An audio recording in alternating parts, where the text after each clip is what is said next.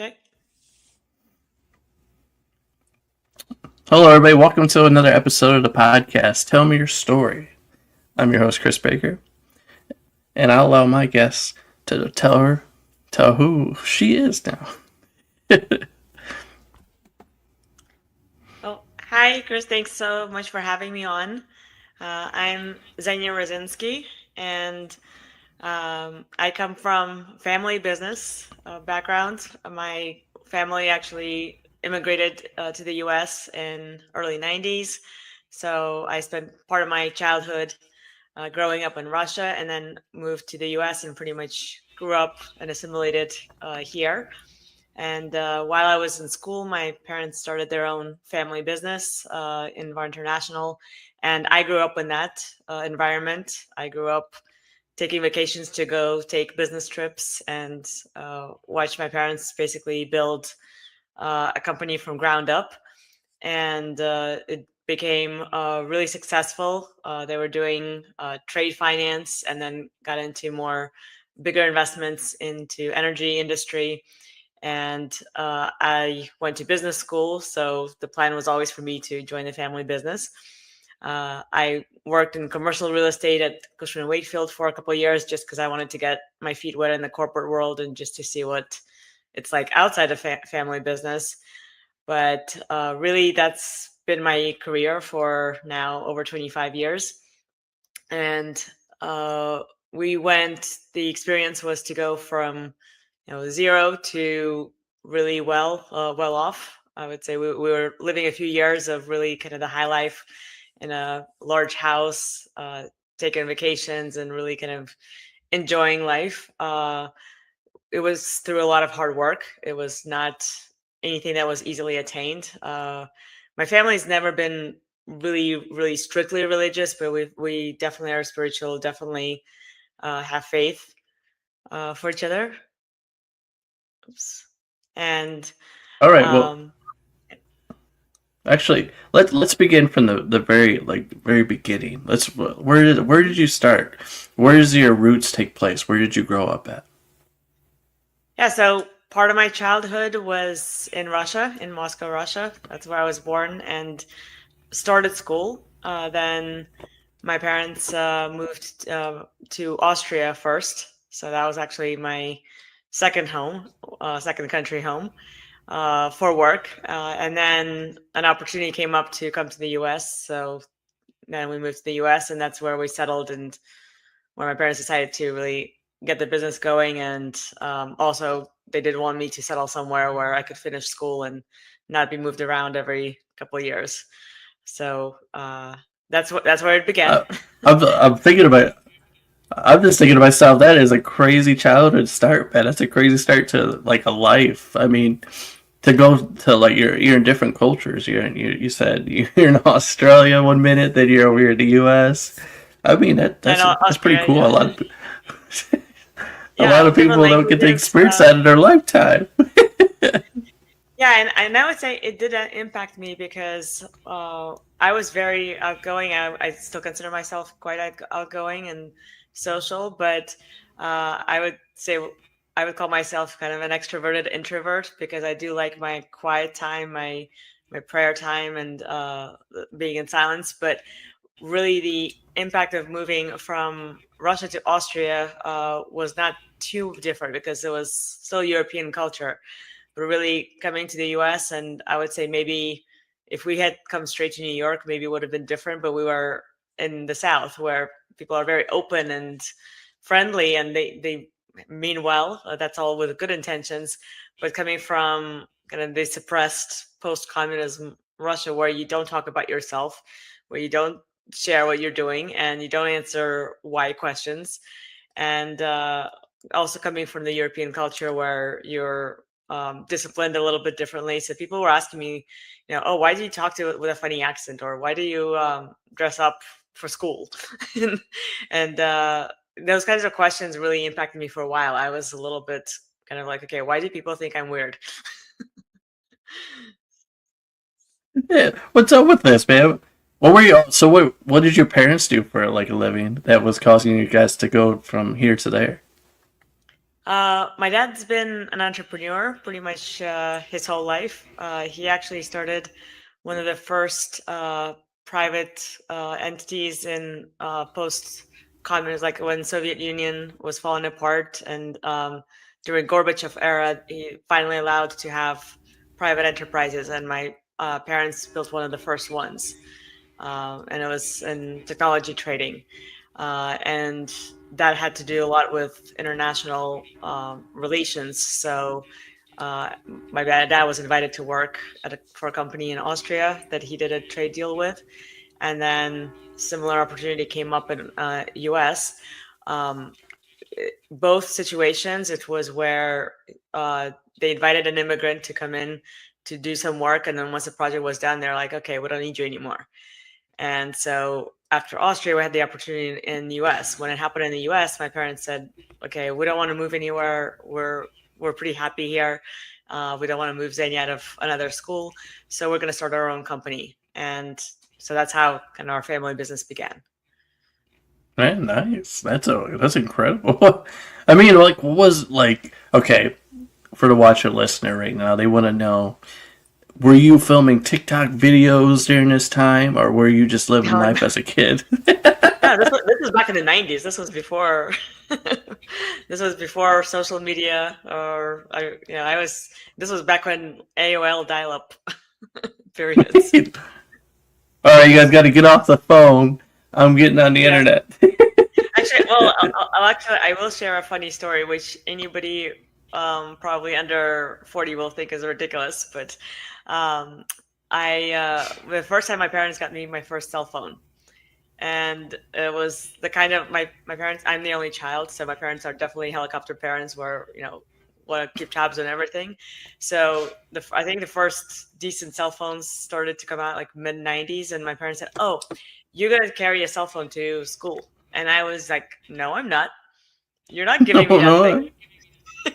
Because for me, like for the child in the 90s, and maybe some people who grew up then can relate, being like, I am Hello, not carrying a phone so that my parents can hello. keep tabs on me. Exactly. You're like, I'm trying to have my freedom, man.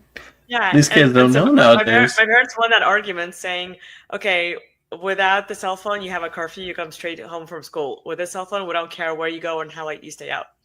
So that kind of won the argument. It's a double-edged sword. It's like, well, Yeah, now I have to but be home at a certain time if I don't have it. yeah, but now it's now different world we live in today. Now try to take a cell phone away from a kid. Good luck on that. That's for sure. Yeah, yeah. So I mean, so being out of being out of the country, and then once you moved to America, what was that like for you? Was it like a complete culture change for you? Culture shock? What was going on?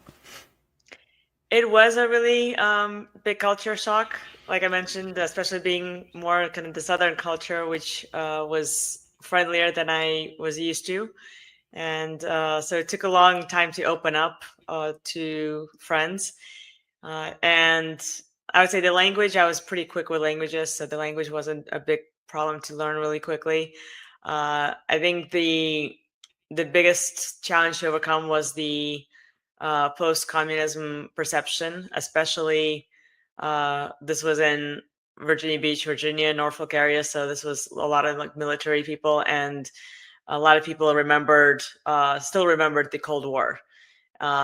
Most of my teachers were grew up during the Cold War era, when literally you were training to go under desks in case there was a bomb threat or something, and everybody was afraid that Soviet Union was going to attack at any moment. And sometimes I was asked those kinds of questions, being like, "Oh, you're from Russia," and there weren't that many foreigners in that area. Now it's pretty big melting pot, but back then we were one of the first probably foreign families to come there.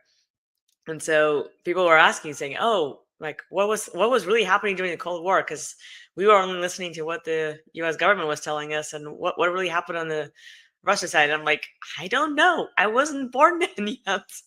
What's in there? I wasn't So even there, guys. yeah, so I asked my dad. My dad is a history buff, so I asked my dad. I said, "Okay, what do I tell these people when they ask me this?" And my dad was like, "Oh, Soviet Union had so many different problems post Afghanistan war and everything. Like, U.S. was like the last thing on their mind. Or, I mean, yeah, there was that rivalry, and you have the space rivalry, of course. Who's going to be the first man on the moon and all of that. But it was all there was military wise that was never going to be an issue, and um, it's better. It would have been better if I kept my mouth shut, because when I came back and I said, "Oh, guess what? Nothing was ever going to happen." They were like, "Then what were all of those emergency preps for?" Yeah. What? So in a world today, it's a little bit different now. So now that some of the threats are pretty real, yeah, it was a very big culture shock to kind of experience all of that, and then come in and obviously, you still have some kids that would lightly joke about being a commie and all of that, and yeah, I did not take that lightly well, but it's part of growing up, part of finding comfort in your own skin and not caring how people judge you. Well, and the crazy part too, as you were saying it, is the space wars. We were so quick; everybody was on that, and now they're actually trying to say that the whole landing on the moon was fake. It was all staged. How do you feel about that? I'm quite interested in space topics, especially now. I don't know if you follow. There's quite a lot of UFO disclosure Yeah. coming out. My personal, I'm familiar with all those theories. I think that the moon landing was real, but they were trying to cover it up because they wanted to hide what they actually found there. So Yeah. that it Yeah. was easier to come up with a story, because I think there's a lot that's still being suppressed and not revealed. And we'll see. The current administration keeps promising more information, and I haven't seen the disclosure movie yet, but I've heard people who have thought it was quite interesting. So I Okay. think there's definitely a lot more to that story. Okay. So, because I know people are curious now, you kind of opened up a can of worms on that one. Yeah. Uh, let's hear a little bit more about that because people are you got people's ears buzzing like, wait, what's she talking about, Chris? What's she talking about? So go ahead, tell them what you've been hearing. Um.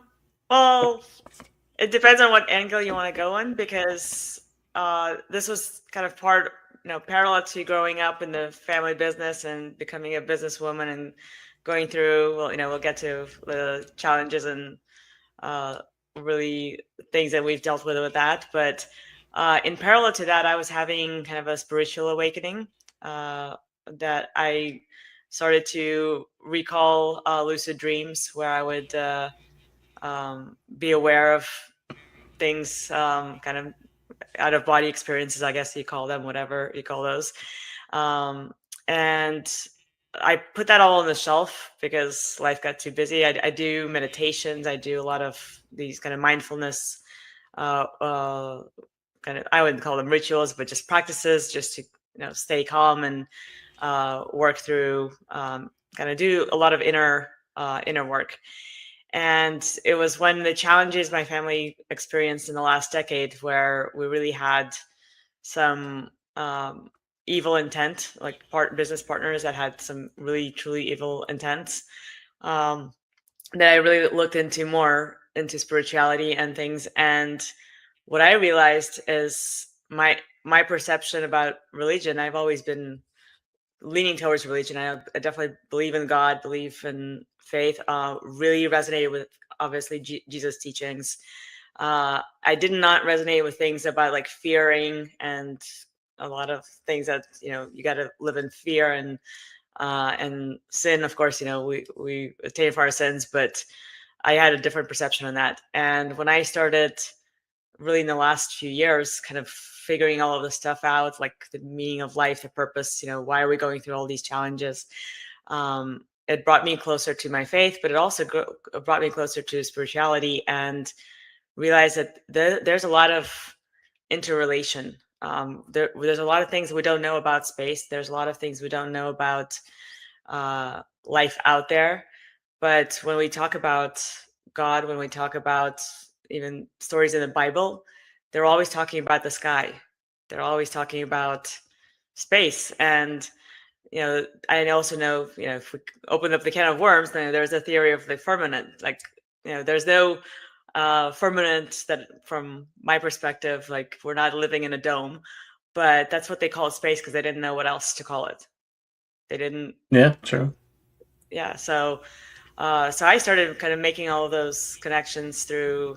There are some sources out there that talk about this stuff and share this stuff, and um, again, it's have people have different perspectives on it.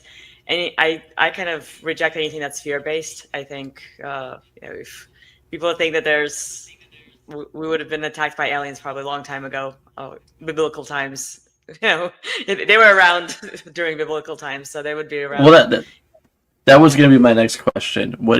How do you feel about aliens? And like, okay, because we're kind of diving into biblical stuff. Yeah. What do you think? What is an alien to you? Like, what are they to you? Well, that's again, there's the religious perspective, and then there's kind of what so much that we don't know yet. There's two perspectives that I'm seeing now in the people that are interested in these things. One is really the fear-based part, and that's that aliens are demonic, like anything that's that really, it's all demons. If you really look at the Bible, they talk about demons, but they also talk about angels, Yep. and they say angels come from the sky, angels come in clouds. Angel, there's a lot of references in the Bible that you try to explain to somebody who's very religious and very maybe focused on that would say, you can't say aliens are angels. Like that's a different thing. But to me, that's what and you're starting to hear that a little bit more now. I did hear that there have been uh, whole meetings of different religious leaders basically discussing like how do we present to our parishes the whole alien issue, because some people believe they're angels, some people believe they're demons, and everybody has their own perception and basis for that. My personal view is it's angels. I have received a lot of divine support through all of the challenges that I've experienced and my family's experienced. And I feel like there's really that's what I kind of where I was getting at is that when we think that we're protected, we have angel guides, we have God's support in everything. That's actually some people are starting to realize that's actually the same thing. We're talking about the same thing. We just don't know how deep it goes. And Okay. So, if you think about Jesus, oh, good, I'll let you ask questions. well, yeah, just to kind of touch on this too, because I get people asking me the same thing. And my theory on the whole aliens thing is I agree with you. People have it, has come down to that where people describe them as angels or demons. But the more I think about it, I'm more open minded to it. I think to it like this. The earth was flooded out. And you read in Genesis where it talks about, the fallen angels. And they gave the humans forbidden knowledge. And then you think about the pyramids and everything that was built back then. And it kind of makes more sense to me. Like, I think we have always had technology, and it's been around for a long time. And, the religious spirit can attack me in the comment section. That's okay. I'm fine with that. But I've come to be more open minded about it. And I think that we were receiving a lot of forbidden knowledge, especially like when you look at like the pyramids and all the artwork and all that stuff, and you see like aliens and all that, and it makes more sense to me that aliens are possibly our angels. That it does make sense to me, fallen angels. I would say fallen angels that were given us forbidden. There's both. Yeah, the fallen angels are really the demon parts. That's why they're Yeah. fallen. But I think that it's both. So you just have to. Yeah, it could be like it could be a little bit of both, but I take it as that. And so they were, teaching us all this forbidden stuff that we weren't supposed to know about, and it was pretty much to the point where it was corrupting creation, and that's why we got the Nephilim and all them, the giants and all that, all these different beings, and they got to the point where God was, I look at it like this: God was calling out. He was trying to find the one faithful person still here on earth throughout his creation, and he was able to find Noah and his family, and that's why he had to flood out the whole earth because creation was corrupted, and they wanted to start over. And that's the crazy part. A lot of people don't realize too is he was actually ready to just wipe it out altogether, but he found one faithful person, and that was Noah, which he ended up flooding the earth, and then they repopulated. But it makes the most sense to me when I think about like before the flood and all the stuff that was going on, that this stuff was happening, and that's why we come across these artifacts and stuff from the past because of that reason. But that's my theory on Yeah, I it. believe that there was a time when, and this is showing more and more now in the artifacts, like you mentioned, because now that's the other side of the can of worms is aliens have been here, and I firmly believe that. And in ancient times, I think there was open contact. There's more and more information now coming out of that about that, and because of the corruption, because of the evil that started to infiltrate humanity and bring out the fear-based doctrines, and I think I would say messing up religions as well. Religion used to be quite different, and if you look at Jesus' teachings and then some other perceptions of it, they're completely opposite. And so I think there was a period where, yeah, there became this fear of aliens, and they basically said, okay, then we'll let humans figure it out themselves first. Yeah, I mean that's how I look at it too. I'm very open minded to it, and people that are watching this, listening to this right now, I'm very open minded to hearing your opinions too. So if you want, comment down and say something below. Yeah, I'm all ears, man. Well, Before we go to before we drift off too far, though, let's let's take this thing back to your story. yeah, that's why I'm open. Like I said, I'm open to any discussions, but it really will continue on the kind of spirituality aspect of it, because we got to this period as me growing up in my family business, and going to business school, working on my own for a while, then coming back to the business. Uh, our uh, our intent has always been pure of light. Like, we've always wanted to bring good projects. If we're working on a power plant project, it was because we wanted to bring energy to the people who didn't have it.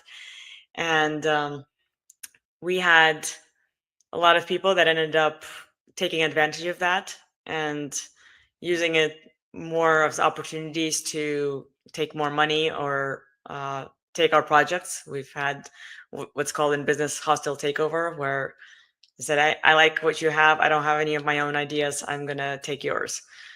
So we basically experienced that, including a lot of obviously jealousy, because a lot of people either grew up in high wealth net worth, or they were able to make it, or they're used to it. And a lot of, you do hear kind of rags to riches stories, but you hear more of, oh, I made a few successful deals and I made it. uh for my family, it wasn't like that. It was always a challenge. There was always something difficult, and there was always somebody trying to get in the way of that. And it got to the point where it became very inconvenient for people that we were doing well off. And pretty much over the past uh, 13 years, everything we've earned over 12 years or over 20 years has been completely wiped out. And it was bit by bit, one business project, and then another investor came in, pretending to support us, but actually wanting to make sure that not only do we lose our business, we also lost our family home and pretty much everything. And they spelled it out, like if you think about it, demons, like they always tell you what they're gonna do, and you're just like, yeah, try. They actually did everything they claimed they would, and uh, going through that definitely is one of those things that like it makes or breaks you, and um, that's where I really turn into spirituality more and turn to prayer, turn to God, and said, okay, what can I do in this situation? How can I help my family? I have all the education in the world. That's not, that works in theory. Uh, if you just do the small deals, or you do the stock market deals or others, but where we are now, the world we're entering now, starting at least from the pandemic, but even before that, the 2008 financial crisis, every few years the playbook stops working. Even if you know what the playbook is and if you know how to navigate it, it's still, I talked to some people that were really successful that are having some challenging times right now. And so this is where I started kind of going through of spiritually thinking, okay, what is I believe firmly that nothing is wasted. Something always happens for a reason.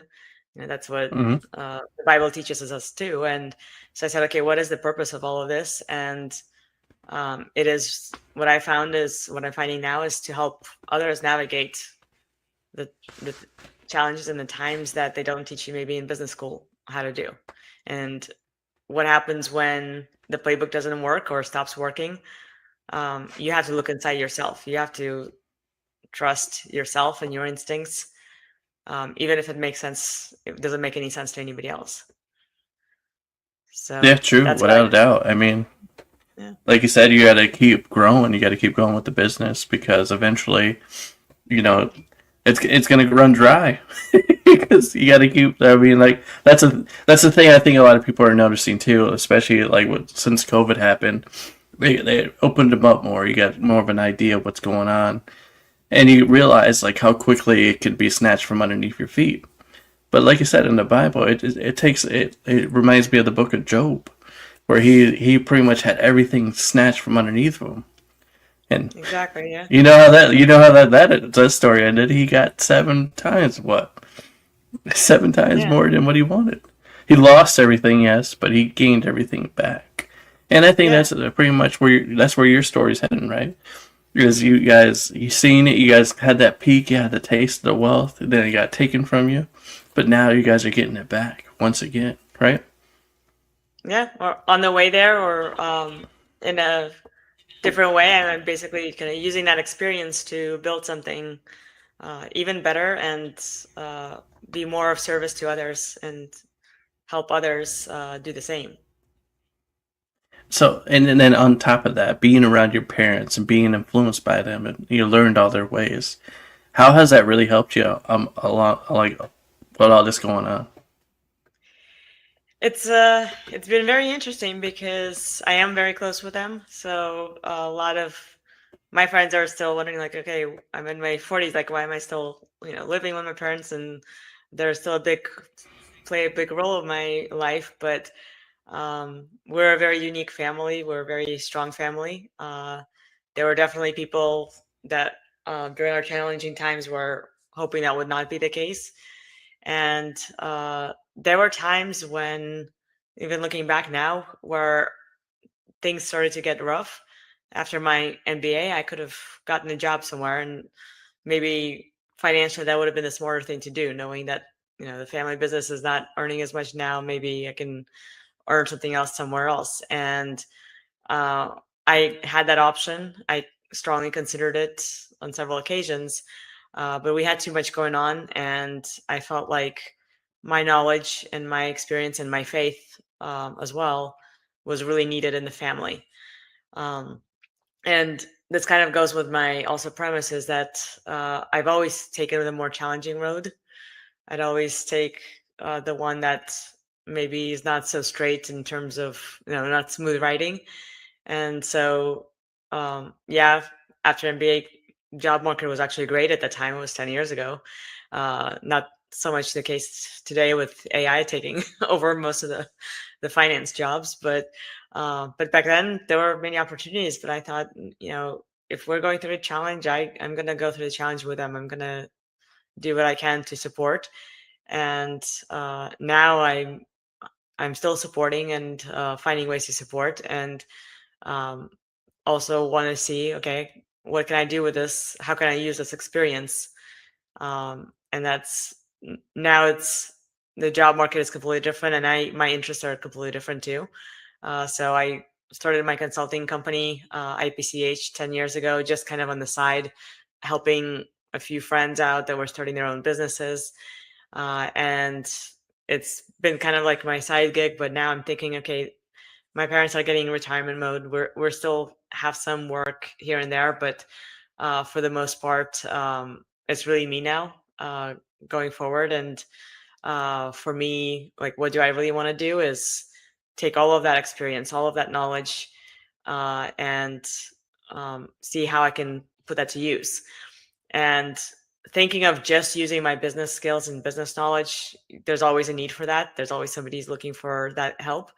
But I felt like I feel like I need to be doing more than that. And so that's where I realized that the spiritual aspect of it, the mindfulness aspect of it, the faith, and all of these kind of soft skills, they've always been kind of like more of my hobby, or like things that are I do in my spare time. And I came to the kind of revelation is without those, I would not have made it through the last decade, or my parents wouldn't have made it. They have their own views, but they're somewhere similar. And I just realized, okay, this is what I need to explain to people. This is what I need to show, is that really kind of follow what Jesus has always taught, is that you have the light within you. Like, God is within you, to give you the strength, and not wait for somebody else to help you, but really find a way to help yourself. And by helping yourself, you help others. And so that's the mission that Amen to I've that. identified Amen. for myself to do going forward, and why I'm talking about it now too. So I take it as like this: your parents are retiring. Their time's coming, and it's time. They're passing the business on to you. And from what I'm getting out of it, you're bringing God in as your business partner, and that's how your business is going to be successful, because you're including Him on the idea. I mean, I read this in the book called The Power of Positive Thinking by Norman Vincent Peale, where he had that's what was one of his stories in there, where this guy was having financial problems, his business was struggling, but you guys are doing the same path. He started you know focusing more on the spiritual side of things and opening his Bible more and kind of leaning more towards on God and trusting God that God's going to lead him to where he needs to be. He's going to close these doors, but he's also going to open these doors for you over here. That way your business thrives. But that's the thing that's awesome about this, because I'm already seeing the Holy Spirit's he's revealing to me what's coming your way. That the Okay. doors are going to open for you. That business is. But the big thing is, it's gonna be tough. It's gonna be tough. But God wants you to know that you need to depend on Him. Allow Him to be your business partner, and you're gonna see your business grow 10 times. What you ever? It's gonna be very successful. So you're on the right track. Yeah, it's for me, it's interesting in terms of kind of also the leadership. I find myself in leadership positions throughout my life, and not being like the one who's like striving to be the elected class lead, or you know track and field captain, or like I used to run, or now is I would say business leader. But for me, I found myself, or I would say, you could say God put me in these positions where I was like more thinking, okay, uh, I didn't, fight my way to be here. Like a lot of people really, they really push themselves forward, and they stomp on others so that they can get ahead. I've never been like that. As long as I'm following my heart, as long as I'm trusting my faith, and Mm-hmm. just following what I feel intuitively is the path forward, I've always found myself in the right place. I would, I would say it that way. Amen to that. It's the truth. It's like once we start. stop leaning on our own understanding and depend on ourselves and let go of what I call the ego, the pride, and actually trust God more, as it's says in Scripture, and follow He said to follow the narrow path, which is not an easy path to follow. No, it's not. No, it's not at all. But as long as you do follow that path, it's going to be very rewarding. And I think that you understand that now. You're getting a more clear idea, right? As you get more, you grow more spiritually. You're starting to see that it makes more sense to you. It's like I can't do this on my own. You were showing your parents when you started getting more involved in the business. You're letting them know, like, hey, we got to have God. If God's not involved in this, that's allowing somebody else to work behind the scenes. And you've seen firsthand what happens there when they have their way. They play along with you for a while, right? They say, yeah, everything's good. You're getting that taste. You're just like, oh, this is nice. But when it gets Yeah. swept from underneath you, then you got nothing to fall back on. But now this go around, you understand that you need God. You understand that God is the business partner, and allow Him to run the show, and the rest is history, man. You follow His lead, and your business will thrive, and you'll be able to pass it on from generation to generation, generational wealth. I mean, look, honestly, guys, look what happened in the Bible. Everybody's livestock was what? It continued to grow when they had God in their life. But the second when God wasn't in their life, what happened to the livestock? It disappeared. Hmm. Yeah, it's staying true to yourself and always just having good intentions. And the other thing that I definitely was a big learning experience is overcoming fears. And that's the aspect of that also gets kind of controversial when it comes to religion. But I see fear is the opposite of love. And when you do everything with love, when you do everything with compassion and meaning well, it doesn't mean that you'll always win, doesn't mean that you'll always things will always work out. It does mean that people will try to walk over you and cheat you, like my family has experienced. But in the end, if you keep going with that, if you keep believing in love and faith and be grateful for everything you have, then you end up standing no matter what. Oh, so okay. So for your future business partners, kind of give us more of an insight and idea of what your business is about. That way, we can build your connections through the show right now. Uh, Sure. So I advise primarily small to medium business owners or business leaders, people who are trying to make something of themselves. I have had clients that are also on the investment side that are looking or doing valuations or trying to invest in a business and need to kind of understand, okay, will this be a successful investment for me? I have definitely, with my experience of international business management, the business degrees I've received, I definitely have the knowledge and the skills for that.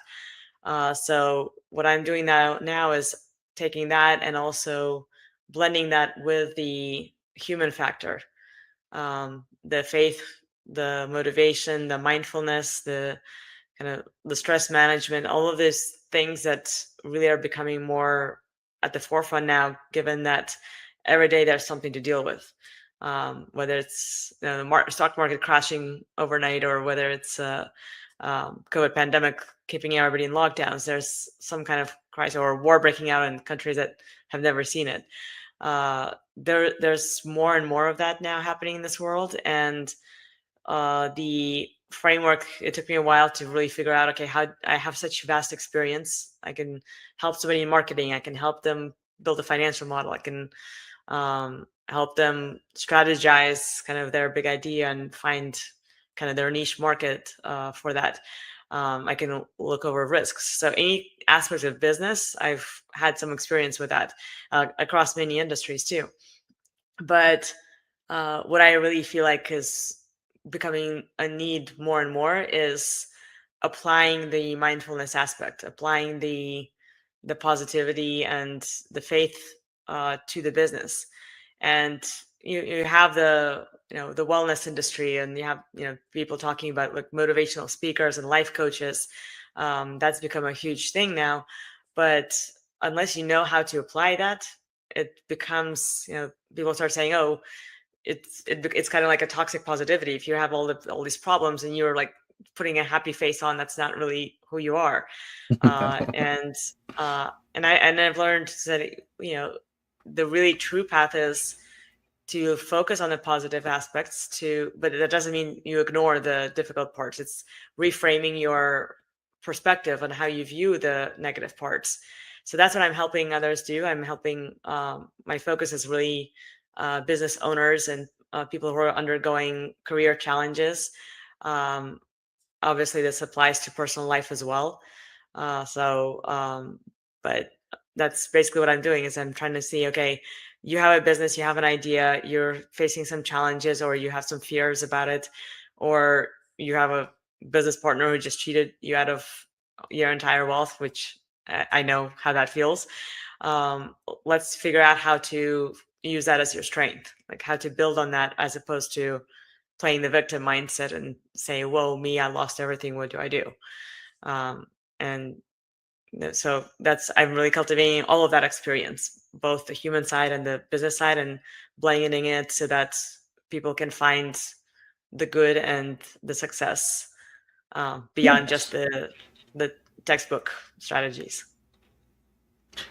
Do you have any projects that you're currently working on? I still have some family projects, that deal with energy. We're always looking out for opportunities in that sense. But my focus has been more on uh, I have some clients that are starting up their business, so they need some kind of corporate structures, frameworks for that. So I'm helping them with that. And I have had recently a client that wanted to start a business, but she was afraid to. She's never worked on her own before, and she didn't know even where to begin. She didn't go to business school. So I ended up kind of educating her on the core things, business concepts she needs to know. And but also working on that, like this is one of my first uh, clients where I said, okay, I can teach you everything you need to know about business, but let's address the fear factor first. So, if it's a fear of something you don't know, then why are you focusing on what can go wrong? Like, we can focus on trying something and it turning out to be much better than you expect. And it's little things like that, little adjustments like that in your thought process that can be night and day between you being, in a victim mindset and fear mindset, to being, hey, I want to share something. This is happening. This is exciting, and it's not easy, but it's doable, and it gets me excited to start each day. Amen to that. Um, I feel like somebody actually asking the question like right now is like, they're a first time business owner and they're starting to get into the business. What would your advice be to that person? They're fresh to it. They're just getting their feet wet. What should they expect and how should they go forth with it? My advice would be to, it's gonna sound a little cliche, but make sure to have fun. You have to love what you're doing. And this also goes for people who are working jobs somewhere else. If you don't love what you're doing, you're wasting your time on it. Yeah, it may be paying the bills, but you have two choices. You either find something that you love to do, or you learn how to love what you're doing. So if you hate your job, but you don't see any opportunity to leave it, find something that you like about it, because any job, whether you're a business owner starting out, or you're working for somebody, uh, every job is going to come with challenges. It's pretty much nowadays, no job is really that easy. So if you're enjoying it, if you're having fun, it makes it worth it. And having gone through what my family has gone through, that what I've gone through in business, um, I would say, yeah, I didn't like some of the aspects, some of the moments in it, but in general, I always love what I'm doing, and that's the important part, really. And young people who are starting out and trying to find a career, I would say make sure you've picked something that you love what you're doing. If you're even if you have to take something that just to pay the bills, find something that you enjoy about it and focus on that. Well said. Well said. Okay, so for for the people that are curious, why what makes you different from everybody else? Why would they want to work with you? What makes you different? What sets you apart? I the business model that I'm building, it's more of I actually started going away from saying that I have clients to calling them conscious partners and building more of a conscious business because uh, I do have obviously frameworks and know that frameworks that work, the business strategies that you would hear from big consulting companies that if you go to. But I take every case and every conscious partner as unique. And I don't believe that if there's any cookie cutter solution that works for everybody. Every situation is different. And I tend to listen more to what is being asked and how I can fit in and help. I've been kind of sharing more in that I'm not the consultant that comes in and starts telling you, okay, I know exactly how to fix your problems and I know exactly how to do this, and this is what they'll teach you, and this is what you learn here. I want to hear what the concerns and the issues are, and then see where I can make suggestions and where we can tweak certain things. Maybe not make drastic changes all at once, but maybe start just reframing certain aspects, but in a way that is comfortable. I'm very communicative. One thing that some clients did not maybe appreciate right away is entrepreneurs are usually focused on just getting their launch. Like they just want their product launched. They just want to get out there. So I will be the one who said I'm very optimistic, but if I see that there's red flags or risks, I will point them out and say you might want to think about these things and not to be in the fear space and not to be afraid of what could go wrong. I don't recommend that, but you still need to be aware of the different challenges you might face so that you're prepared for them, or you can maybe choose a way to avoid them. So in that sense, I don't like to get, if there are people who look for consultants, and I've had clients that have paid saying, I expect you to tell me, to pat me in the back basically and say that I'm doing a good job. Like that's what I'm hiring you to do. And yeah, I will do that most of the time. I'm very encouraging, but I will not guide somebody into a puddle or into the fire when I see that there is one. So I will point that out and just find ways to work around and work through it.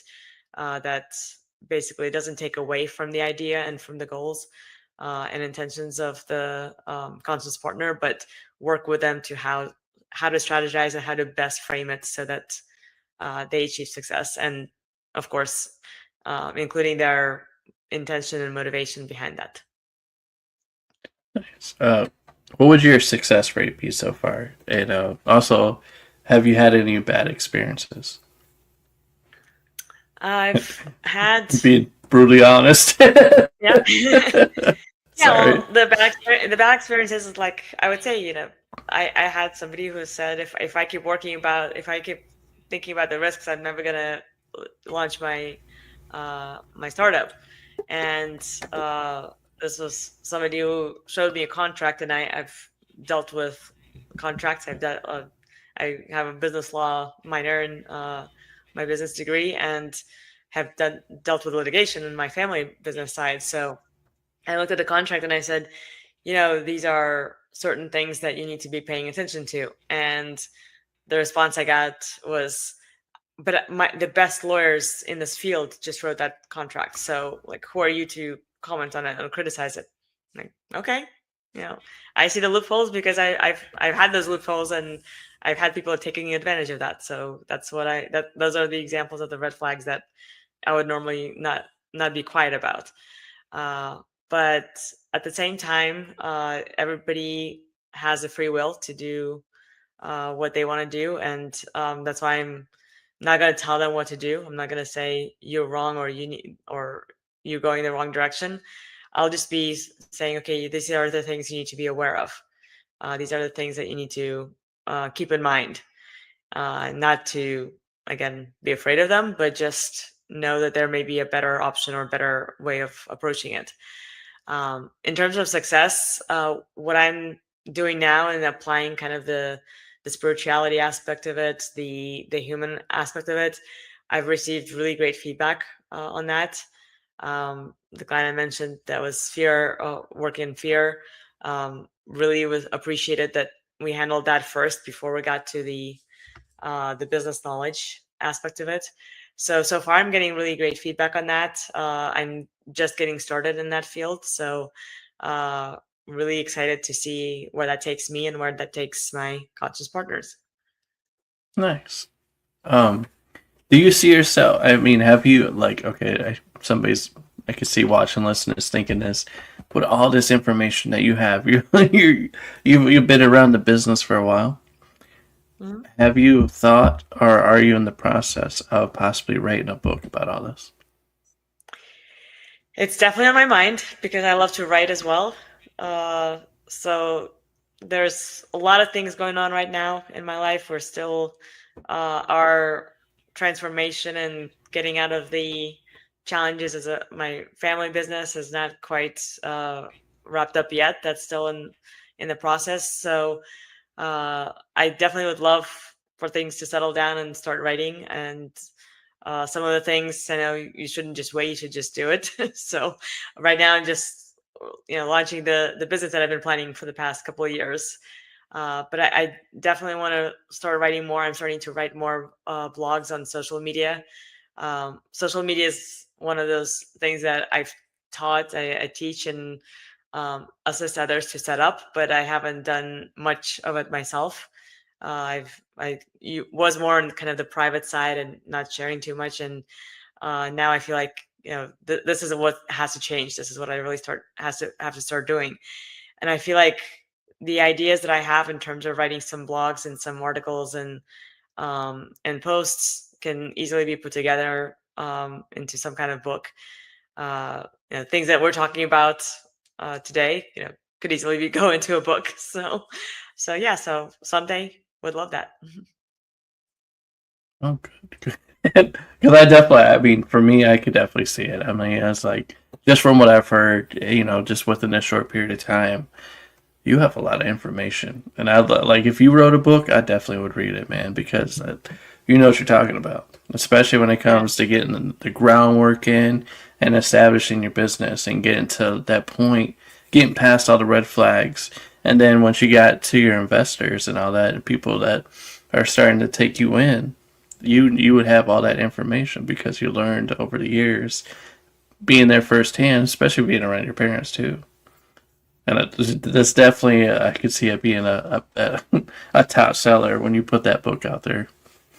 Well, thanks. Yeah, it's interesting. I think I'd like to have a little bit more of my story unfold to kind of share my journey to it, but definitely something I'm thinking about, and something that I had actually just talked about with a friend of mine the other day is, when you go to business school and when you choose a career path, regardless whether it's business or another field, you're generally taught that specialization is more important.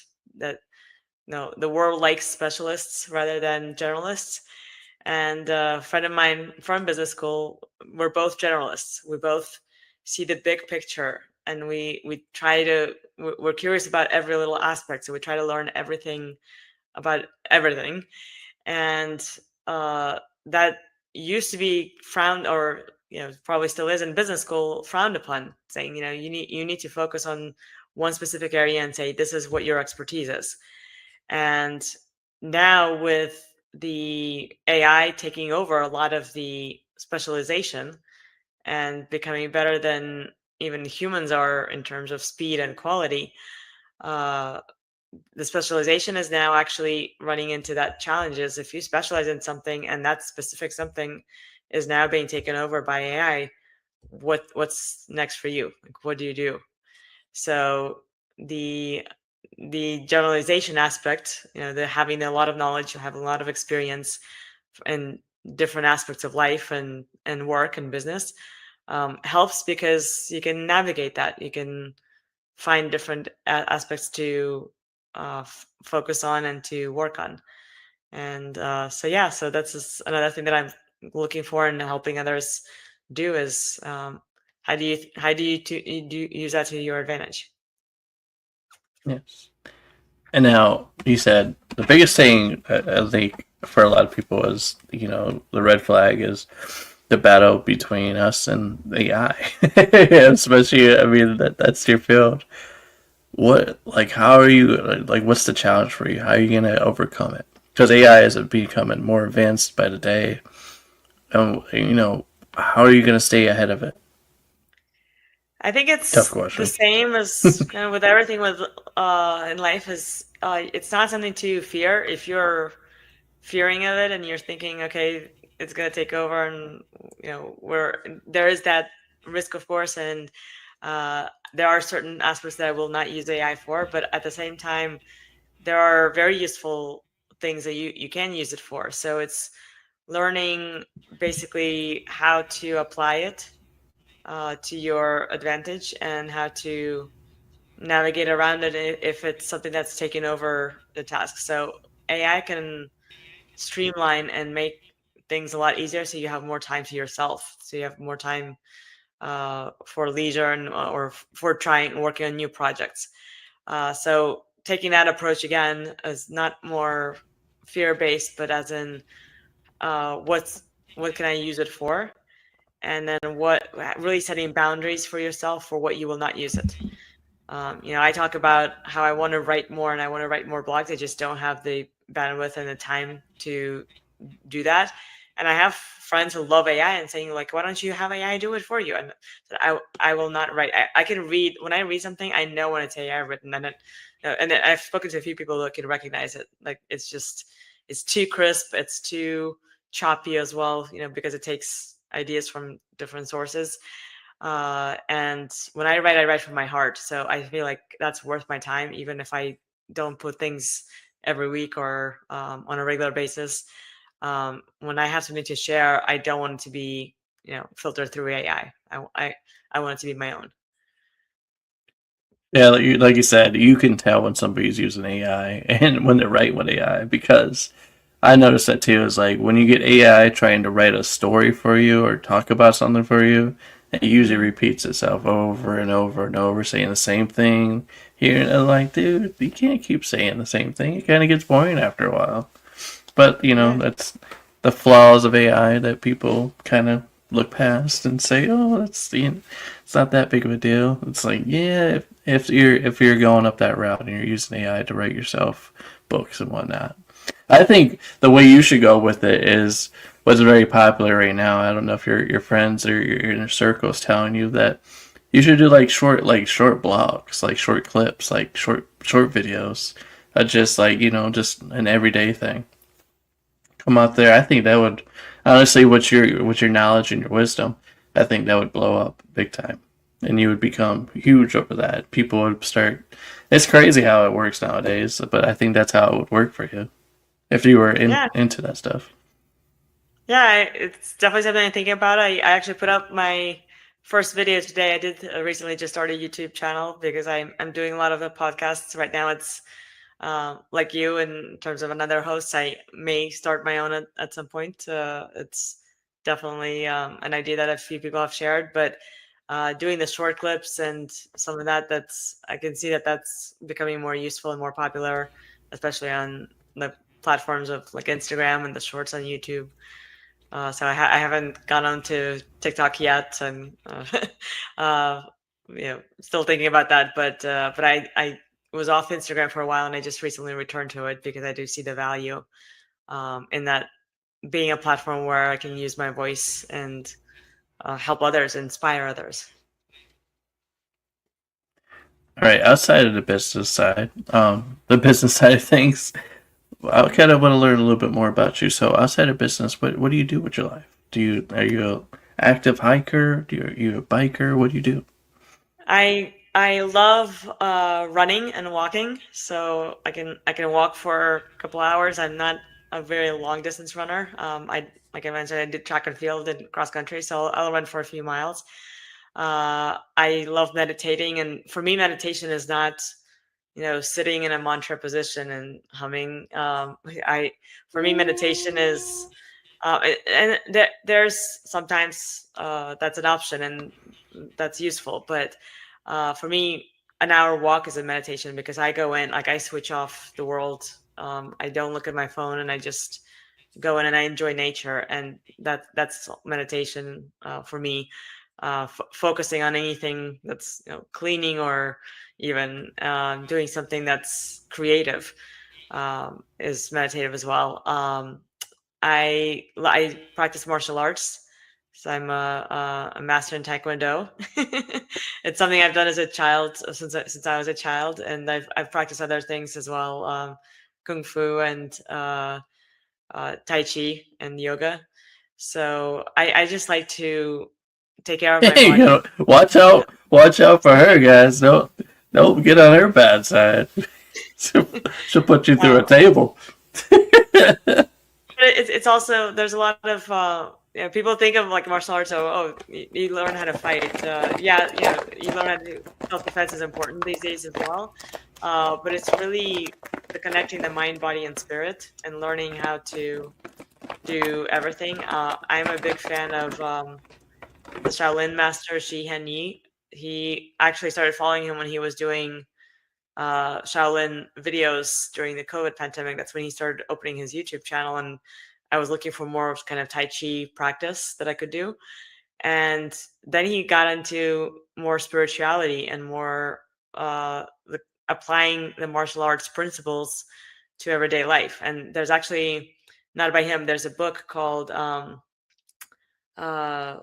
and I forget, like the Zen way of life, something like that, Mhm. where basically blending martial arts and Zen practices uh, about, to work through the stress management, the anxiety, and apply that to real life, basically situations, which is exactly what I'm doing with the business.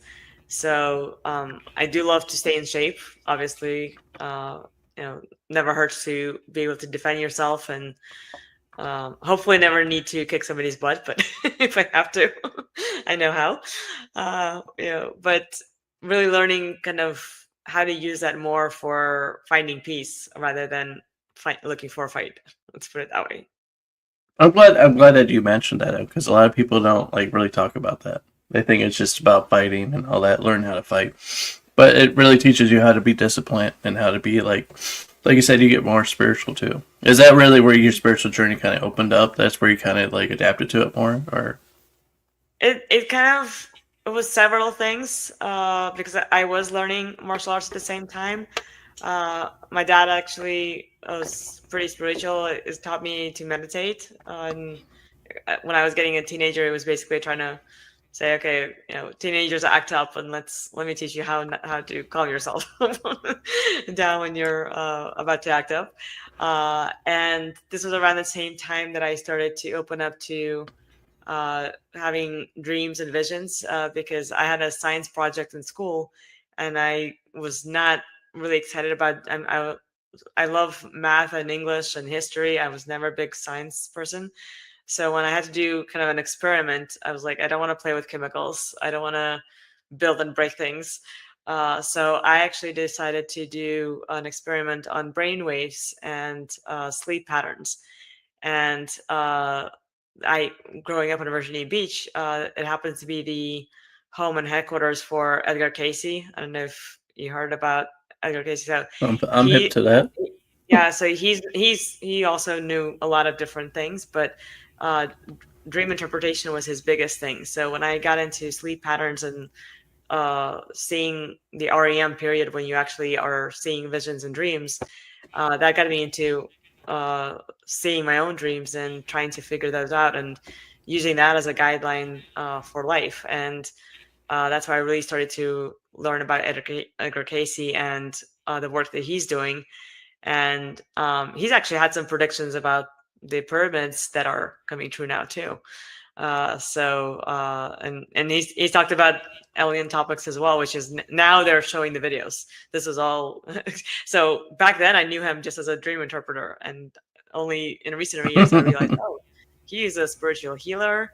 He talked about all of these different topics. So I love all of these things, and these are the things I dive into in my spare time. That's really cool. Very interesting. Very interesting.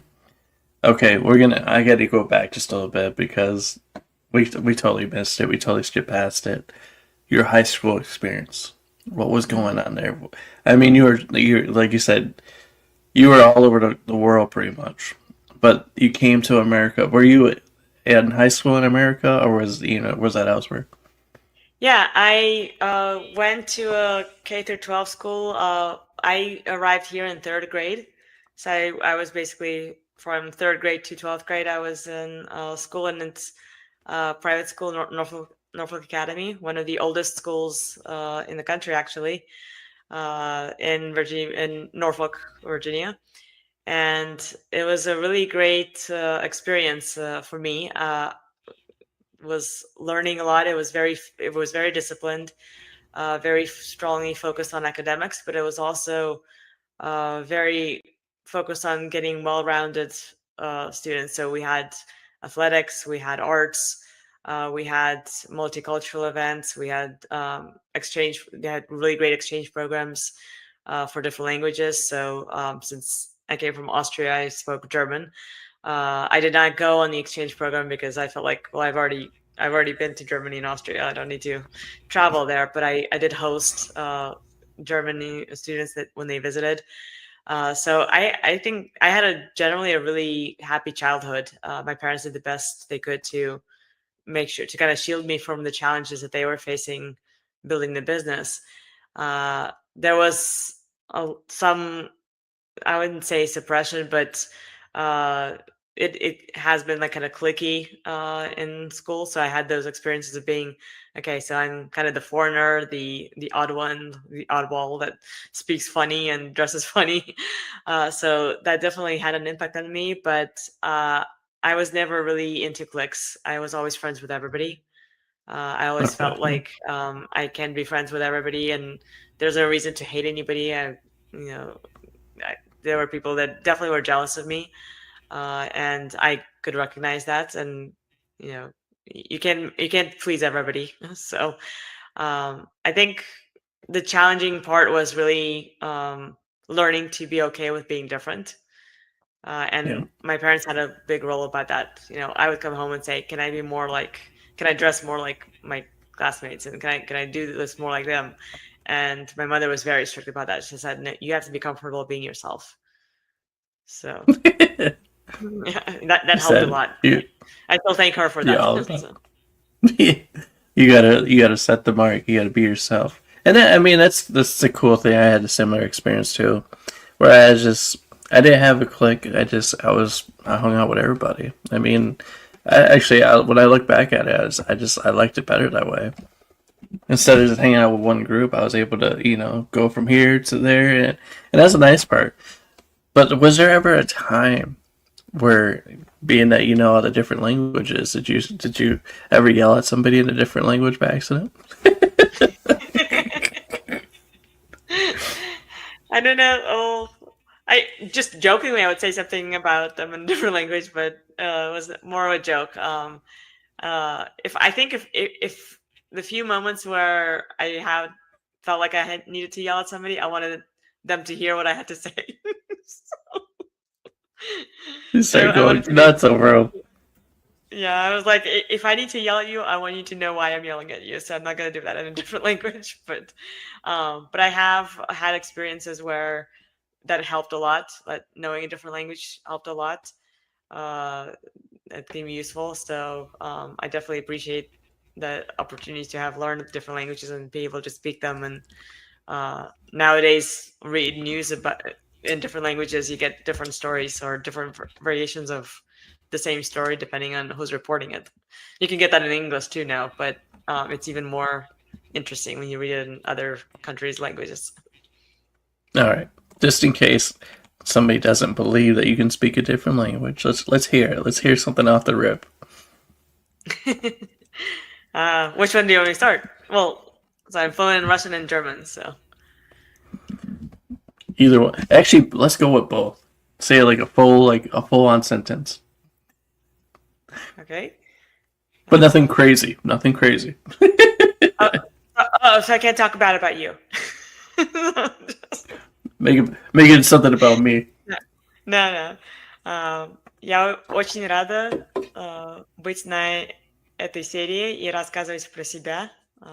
И надеюсь, что это всем понравится. So this was in Russian. I said that I really enjoy being on this show, and hopefully people are enjoying watching this. Oh, they're loving And it. yeah, They're loving it. yeah. And in German it's es freut mich, hier heute sein und das ist ein sehr interessantes Gespräch und hoffentlich es hilft viele. So I basically said the same thing in German. So really enjoyed being You here. sound like my buddy Aaron at work. He says the same thing. It's Yeah. funny. I tell him to do the same thing because he always speaks in German from time to time, and sometimes our manager, whoever the lead is, will start being a jerk. I'm like, okay, for the rest of the day, Aaron, I want you to just talk in German just the entire day because you can't understand the language. So the leader, the bosses, kind of look at him like, what is he saying? I was like, I don't know, but I agree with him. Everything he's saying, I agree with him. The advantage I is totally being in agree an with him. international. Yeah, in international business, the advantage is when people don't know that you speak a language and they start speaking it, and you know exactly what they're saying, and then you know when they're talking about you. Okay, being that you said that, what's the craziest experience so far? That when you heard somebody you know the language, but they didn't know that you knew it. What were they saying about you? Oh, well, it's not so much about me, but it was on a business deal that we were discussing, and they started talking amongst themselves, and I knew exactly what they were saying. Uh, so that came to an advantage. I think the craziest experience was actually when I was working on a power plant project that the biggest one that my family did was back in Russia, and it was with a Turkish group, and I started to learn a little bit of Turkish, and didn't get fluent in it, but I was proud of when I said that my Turkish was as good as my French, which was like basically conversational, like just like you could go to a restaurant or like buy something or say greetings. But we were at a table with a German company that was one of the suppliers, and we were in Russia, so the engineers were all Russian, and then we had Turkish people that were mostly speaking English because nobody would speak Turkish. But I was familiar with every language spoken at that table, and it was like a 4-hour technical meeting, by which at the end of which I had a headache because while they were all translating, I knew exactly what everybody was saying, whatever language they spoke, and I felt like my head was going to explode. There's just overload, man, overload. Yeah, but because you do have to switch, like your brain still has to switch from like one language to the next. And so it was really intense. It's like when you're taking a really heavy science exam and you have to pay attention to a lot of different moving parts. And yeah, I almost wish I did not speak those languages that day. They're like, I need to step away for a minute, guys. This overload, oh my head. Yeah. But that's an awesome experience, though. I mean, you know that you had this advantage. You know all these different languages. Thanks, mom and dad. Thanks, mom and dad. Yeah. Um. Okay. We'll get a little personal. Everybody wants to know. So, because you were all over the place, what was your relationships like? Were you able to get in relationships, or was it hard? I had relationships. I was actually in relationships from I would say high school through uh, into my 30s, back to back with virtually very few breaks. And they were long term relationships that lasted several years each. I was never really a casual dater. I tried that. There were friends that I hung out with and buddies, but I was always like, if I'm committing to somebody, I'm really committing to them. I'm not gonna commit to a relationship for a week or a month. So at the same time, that was also me giving a lot of my energy away. And when I care about the person, I will care about them and I will take care of them.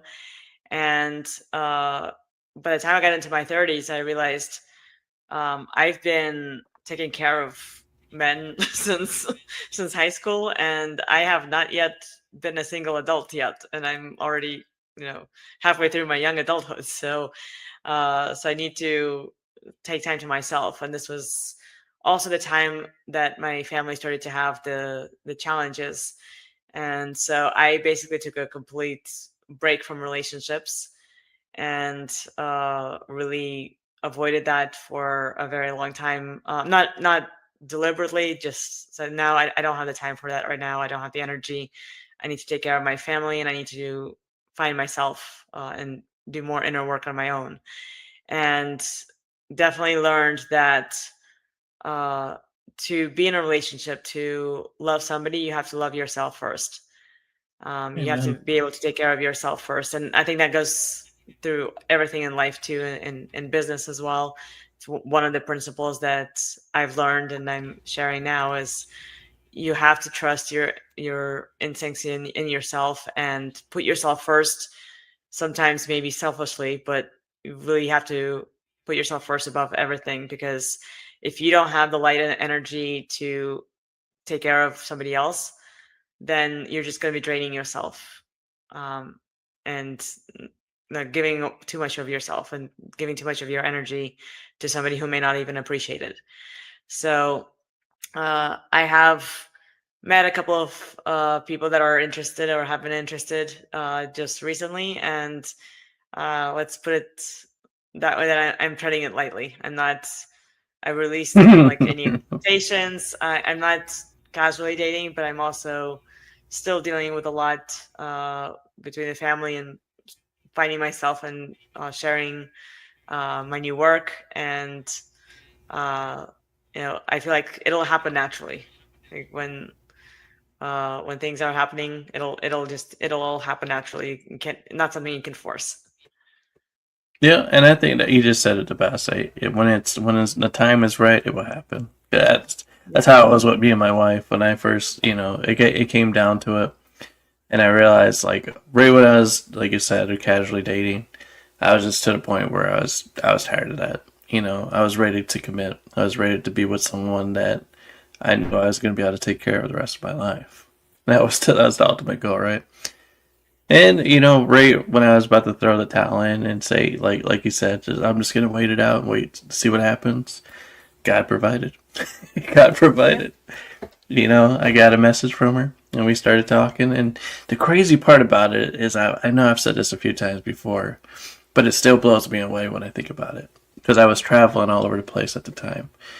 And the crazy part about it is like where she lived is everything where I was at the last like last 5 places, 6 places I was at. The very place where she was at, it formed a heart. It was right in the Wow. middle, like right where she was at. Like if you were to draw it, like trace it out, yeah, it would have been a heart. And Hmm. that was like my answer from God, because I was asking God. I was like, where am I gonna find my wife? Have I met her yet? Where's she gonna be at? And sure enough, like after I met her, I looked at the map and I was like, okay, I see what you did there. I see what you did there. Yeah. You got to read those signs. Yeah, Like they're there for you. you answered me, God. I was looking for it, and you asked me. Yeah.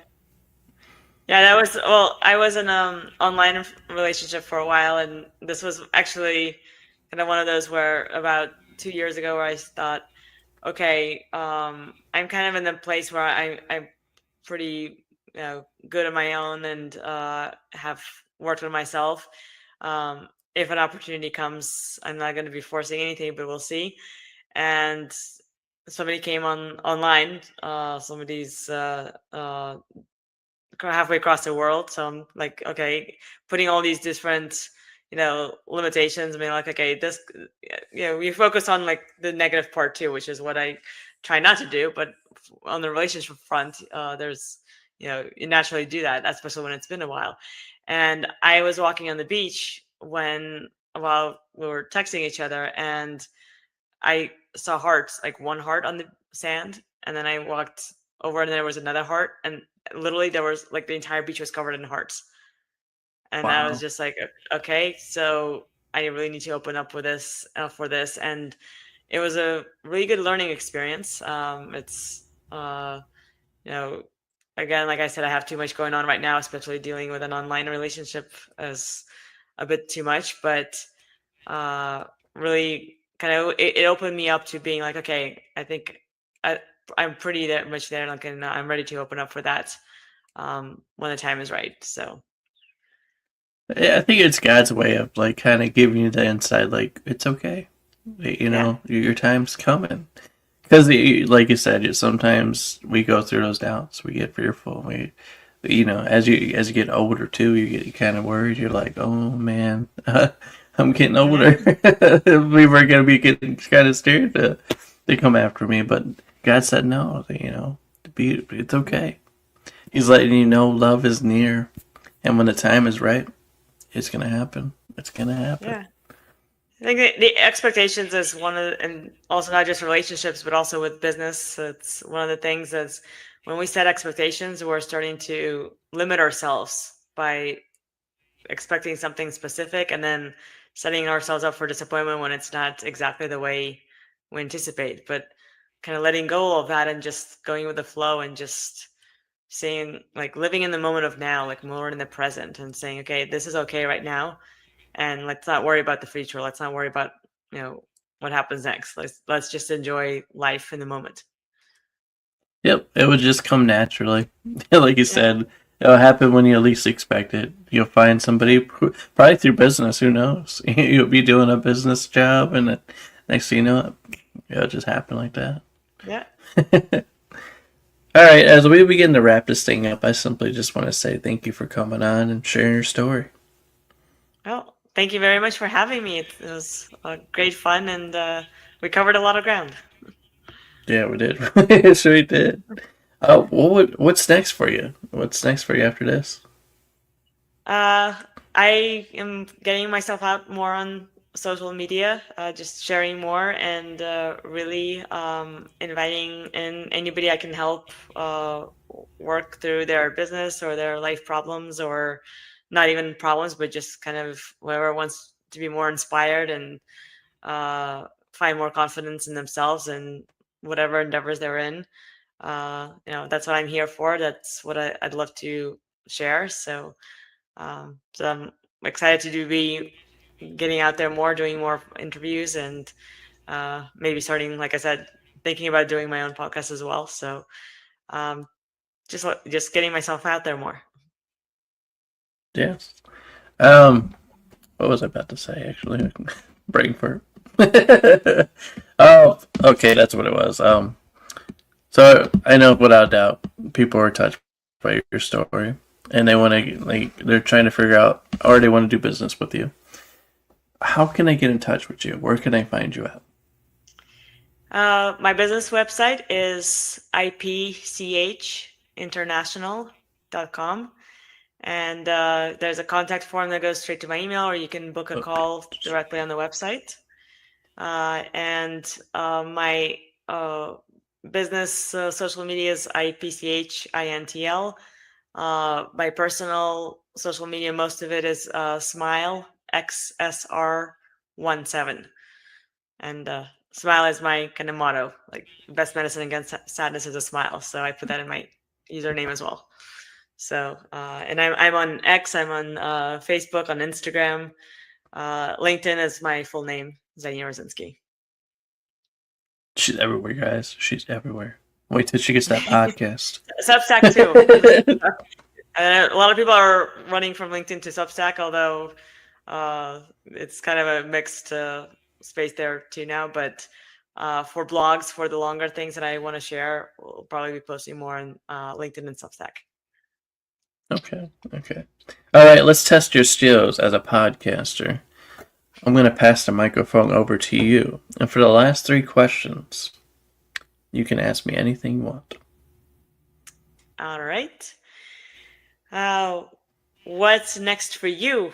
So you're having great conversations and great episodes. Any plans of going forward? As for like the next podcast, I have another guy coming on tomorrow, and he'll at 8 o'clock tomorrow. You guys will be able to watch Anthony Carter's story. You'll be able to hear his story next. If that was what you were asking. Yeah. Yes. And uh, what do you like to do in your spare time? I love to travel. I love traveling.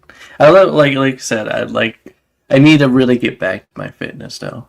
I miss kind of doing that. I've been kind of slacking on it. It's caught up to me. But I It's play it out summertime, like my so exactly what perfect time to do it. I'm looking into getting my schedule together, getting a calendar made up and everything, and because the way I go with my fitness and everything, I always I draw it up. I write my goals of what I'm gonna do, and then I get a calendar and I have it all planned out. Get everything like a routine built going, and that's usually what I start doing. And sometimes I even blog about it. I used to have a thing called Getting Fit with Chris. One time, check it out. It's out there still. nice, It was my nice, own personal journey. nice. And final All questions, right. tougher one.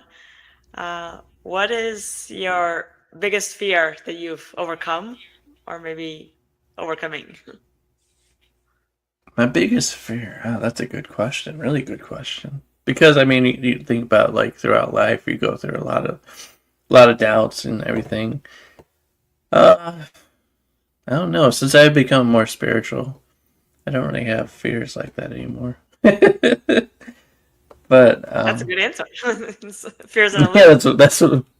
Yeah, it's like I don't really fear anything because I know nothing's impossible. I know I can accomplish anything. And some people get irritated by that answer, but I'm sorry. It's just where my faith is anymore. It's where I stand on it. Like, I believe anything is there's nothing out of the reach that you can accomplish anything. It's nothing's impossible. Yeah.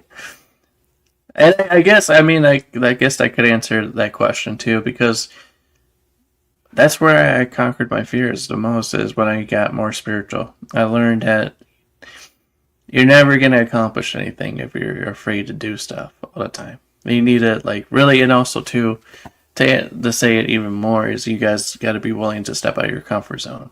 Like doing this podcast, at one point, yeah, I had doubts. I was like, who the heck's gonna listen to me?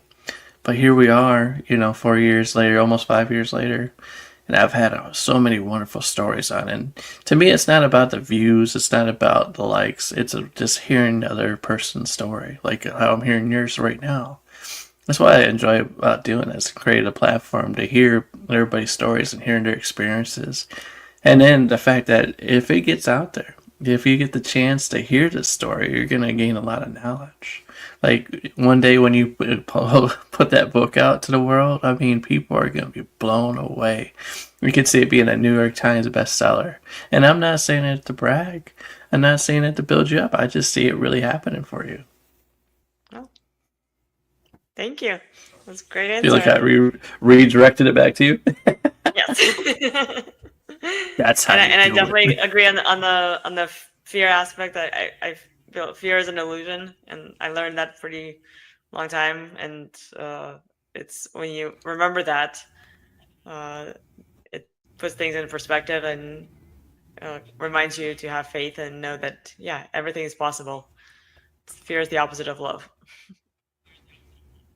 I always have a shirt that says "Faith over fear," and I live by that, man. You see everywhere you go, faith over fear is. It's just honestly, whoever's watching, listening to this right now, if you made it this far into the show, I just want to say live by that motto, man, because it opens doors for you. All these other doors that you closed on you, don't allow that to get the best of you. There's something in the work for you. More doors are going to open, and you're going to be able to accomplish more things. But the first thing you got to do is quit being so comfortable and step out of your comfort zone and start living uncomfortable, because that's where it really happens for you. That's where growth happens. If you're living Yeah, comfortable, you're never going to grow. I'm sorry. I hate to say it, but you need to step out of that it's comfort true. zone It's true. and have faith, because without it, life is going to be tough. It's going to be rough, man. It's going to be. I mean, you see her? She's smiling all the time. That tells you something right there. She's got faith, man. She's got faith. Faith. Yeah. But I don't need to tell you that. She can tell you that. And it's All genuine. right. Like I have friends and or people that I've come across in groups and social groups that say, "Oh, I'm going through all these challenges, and they don't know me, so they don't know the kind of challenges I'm going through, and I still smile through life, because what's crying gonna do to you? Yeah, it's okay to release and cry, like you should sometimes, but you gotta find happiness in any moment, in any experience. Yeah. And then, I mean, you just said it right off the top of the head. It's like, just because I'm smiling doesn't mean I'm not going through something. I just handle Yeah, stuff differently. That's all. yeah, exactly. I learned to live life differently compared to most people. Like I said, crying is not going to get you anywhere. It's not. You're okay to cry. You're allowed to have. You can have those moments. But at the end of the day, if you're going to pout and whine, it's not going to get you anywhere. You got to get up there and do your thing. Right? Yeah, You got to get out there yeah, and do your right. thing. Don't worry, be happy. All right. Don't worry. Be happy. Yep. Good All note to right. end on. On that note, guys, I think that's the best way to end this podcast. Thank you guys for Yeah. watching. Thank you for listening. Until next time, this is your host, Chris. You just heard a wonderful story. Look at her. She's still smiling. And other than that, guys, peace out.